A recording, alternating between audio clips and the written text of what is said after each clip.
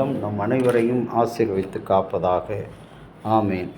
கிறிஸ்து இயேசுவுக்குள் பிரியமான அன்பு இறை மக்களே, கடவுளுடைய பெரிதான கிருபையினாலே இந்த நாளில் இந்த காணொளி வழியாக உங்களை சந்திப்பதில் மிகவும் மகிழ்ச்சி. கர்த்தர் இந்த நாளிலும் நம் அனைவருக்கும் கொடுத்திருக்கிற அவருடைய திருவார்த்தை உபாகமம் 33:27 வசனம். அந்த 27வது வசனத்தில் ஆண்டவராகிய கடவுள் தன்னுடைய பிள்ளைகளாகிய இஸ்ரவேல் மக்களை பார்த்து அவர் சொல்லுகிற காரியம், அனாதி கடவுள் உன்னுடைய அடைக்கலம், வாசஸ்தலம், நித்திய புயங்கள் உன்னை தாங்கும் ஆதாரம், அழித்துவிடு என்று அவர் உரைக்கிறார்.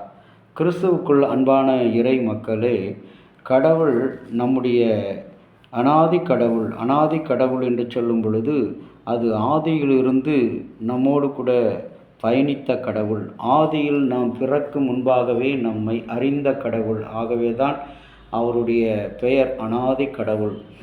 அவர் நம்முடைய அடைக்கலமாக, பவர் எடிஷனில் அடைக்கலம், மோனகன் எடிஷனில் உன் வாசஸ்தலம், நம்முடைய வீடாக இருக்கிறார்.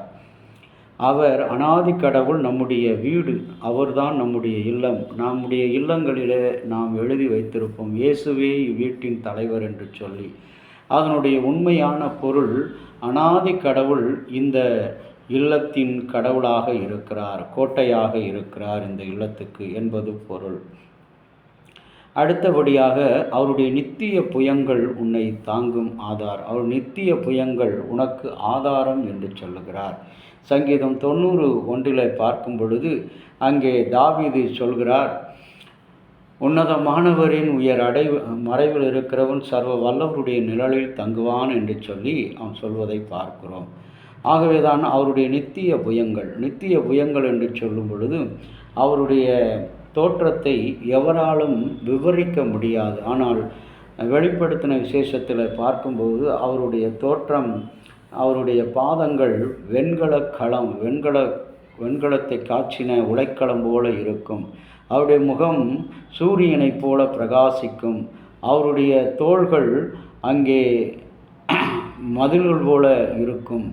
ஆகவே தான் அவர் சொல்கிறார், அவர் நித்திய புயம் என்று சொல்லும் பொழுது அது நம்முடைய தோல். ஒரு மனிதனுடைய உருவத்தின், ஒருவனுடைய ஆற்றலின் பலன், சரீரத்தின் பலன் என்று சொல்லும் பொழுது அவனுடைய தோள்பட்டையைத்தான் குறிப்பார்கள். அதுபோல கடவுள் நம்முடைய நித்திய புயமாக அவர் இருக்கிறார்.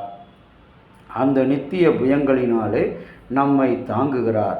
ஆகவே நம்முடைய சத்துருக்கள் முன் இராதபடி, நம்முடைய துன்பம் செய்கிறவர்கள், நமக்கு விரோதமாய் நடக்கிறவர்கள், நமக்கு விரோதமாய் பேசுகிறவர்கள், நமக்காக பல இன்னல்களை கொடுக்கிறவர்களை கடவுள் என்ன செய்வார், நம் முன்னால் இராதபடி அங்கே துரத்தி எரிந்து போடுவார்.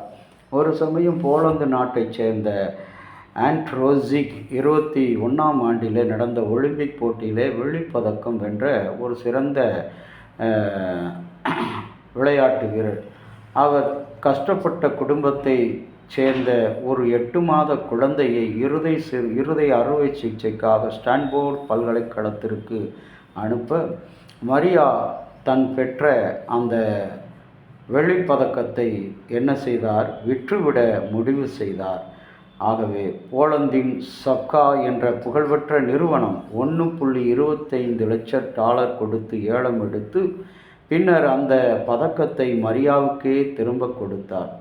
மரியா போராடி பெற்ற தன் பெருமைமிகு பதக்கத்தை ஒரு குழந்தையின் உயிரை காப்பாற்ற விலையாய் கொடுத்தது போல ஆயத்தமாக இருந்தார். அதுபோலதான் ஆண்டவராகிய இயேசு கிறிஸ்துவும் உனக்காக எனக்காக சிலுவையிலே தன்னுடைய புயங்களை நீட்டியவராக, நமக்காக இறங்குகிறவராக, உருக்கம் உள்ளவராக, மனதுருக்கம் உள்ளவராக அவர் சிலுவை மரத்திலே தொங்கினார்.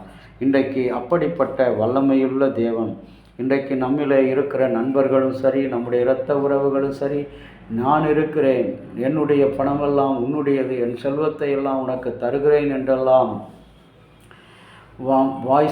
சம்பளங்கள் பேசுவது வழக்கம். ஆனால் அவர்களால் அதை செயல்படுத்த முடியாது. ஆனால் நம்முடைய அருமை இரட்சகரோ அவர் சொன்னதை செய்யும் அளவும் நம்மை கைவிடாமல் பாதுகாக்கிறவர். இன்றைக்கும் கூட கர்த்தர் உங்களுக்கு ஏதாவது சொல்லியிருப்பார் என்று சொன்னால் நான் இதை உனக்கு செய்வேன் என்று சொல்லியிருப்பார் என்று சொன்னால் அவர் நிச்சயமாக மரண பரியந்தம் உனக்கு அடைக்கலமாக, உன்னுடைய கோட்டையாக அவர் உனக்கு இருந்து உதவி செய்வார். ஆகவே கலங்காதே. நாம் செய்ய வேண்டியதெல்லாம் கண்மலையாகிய அவரை நாம் பற்றுக்கொள்ள வேண்டும். அவரை நம்முடைய வீடாக நாம் பெற்றுக்கொள்ள வேண்டும். அவருடைய புயங்கள் எப்பொழுதும் நமக்கு தாங்குகின்றதாக, தூக்குகின்றதாக இருக்க வேண்டும் என்ற எண்ணம் வேண்டும். அப்படிப்பட்ட எண்ணத்தோடு நாம் பயணிக்கும் பொழுது கர்த்தர் இந்த மரியா பிறருக்காக தன்னுடைய பதக்கத்தை விற்றதைப் போல புயம் என்ற அந்த பெருமை மிக்க ஒரு ஆணினுடைய புயம்தான் அவனுடைய ஆண்மையை, அவனுடைய வீரத்தை காட்டக்கூடிய அப்படிப்பட்ட பெருமை மிகு தங்க பதக்கத்தை இந்த மரியா விற்கும்படி கொடுத்தார். ஆனால் கர்த்தரோ அந்த நிறுவனத்தை அனுப்பி அந்த மகளை ஏலம் எடுத்து அந்த மகளை அறுவை சிகிச்சையிலிருந்து காப்பாற்றினார். அன்புக்குரிய இறை மக்களே, இன்றைக்கு நீங்களும் நானும் அப்படிப்பட்ட அடைக்கலத்தில் இருக்கிறோம். இந்நாள் வரை நாம் பாதுகாக்கப்படும் எப்போவோ அழிந்து போக வேண்டியவர்கள். நம்முடையத்தில் இருக்கிற பாவங்களை எண்ணி பார்த்தால் ஒரு பெரிய பல்கலைக்கழகத்துக்கே நாம் கொடுக்கக்கூடிய ஒரு பெரிய ஒரு புஸ்தகத்தை எழுத வேண்டிய அளவுக்கு நம்முடைய பாவங்கள் இருக்கிறது. ஆகவே இன்றைக்கு அவர் அனாதி தேவன், ஆதியிலே நம் மீது அன்பு வைத்த கடவுள் இன்றைக்கு நம்முடைய நம்முடைய வீடாக இருக்கிறார். அவருடைய புயம் நமக்கு அடைக்கலமாக இருக்கிறது. அதனால் தாங்குகிறார். அந்த நம்பிக்கையில் நாம் அவரை சார்ந்திருப்போம். அவர் இல்லத்தில் பிரவேசிப்போம். கர்த்தர் நமக்கு துணை செய்வாராக. ஜெபிக்கலாம். அன்புள்ள இயேசு சுவாமி, இன்றைக்கு உலக தாய்மொழி தினம் என்று கொண்டாடுகிற இந்த நாளில் ஆண்டவரே, எங்களுடைய தாய்மொழி ஆகிய இயேசுவை நாங்கள் நோக்கி பார்க்கிறோம்.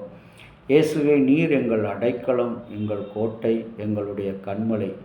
ஆண்டவரே, நீ சொல்ல ஆகும் கட்டளையிட நிற்கும் எங்கள் வாழ்விலே வருகிற துன்பங்கள், ஆண்டவரே, கஷ்டங்கள், தொல்லைகள், தேவைகள், போராட்டங்கள், இவற்றில் நீர் எங்கள் இல்லமாக இருந்து எங்களுடைய ஆண்டவரே கஷ்டங்களுக்கும் நிர்பந்தங்களுக்கும் பாடுகளுக்கும் எங்களை தப்புவிக்கிற நித்திய புயமாக இருந்து பாதுகாக்க வேணுமா நாங்கள் மன்றாடுகிறோம். தொடர்ந்து உம்முடைய கிருபையின் ஆசீர்வாதங்கள் இதை கேட்ட ஒவ்வொரு பிள்ளைகளோடு தங்கியிருக்கட்டும். இயேசுவின் நாமத்தில் பிதாவே, ஆமேன். தந்தையாகிய கடவுளின் அன்பும் மைந்தராகிய இயேசுனுடைய அருளும் பரிசுத்த ஆவியினுடைய நல்ல உரம் பாதுகாப்பு உங்கள் அனைவரோடு இருப்பதாக. ஆமேன்.